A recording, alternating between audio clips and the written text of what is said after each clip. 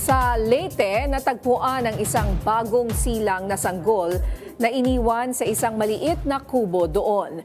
Nagbabalik si Jay Barion.